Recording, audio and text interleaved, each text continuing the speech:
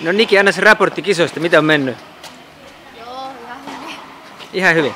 Eli Mä hävisin jollekin Sofi joku 646. Munke, Sofi Munk. Joo, niin. Tuolta Tanskasta. Joo. Mä olisin ehkä voinut voittaa sen, mutta syöttö ei kulkenut. Syöttö ei kulkenut, okei. Mitäs nyt, onko sulla, sä verryttelet täällä, onko sulla matsi tulossa vai? Joo, on.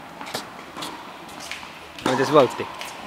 Hyvä kohta. Neluri, miten se neluri meni loppujen Hyvin. lopuksi? Alkoi olla vähän kankeeta, mutta kyllä se siitä. Sitten miten se päättyi se tiebreak, kolmas erä? 11.9. Hyvä.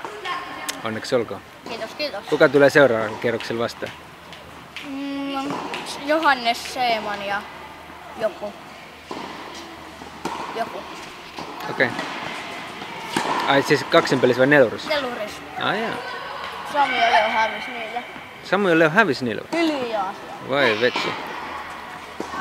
Nää. Tänne päin saada kapusta.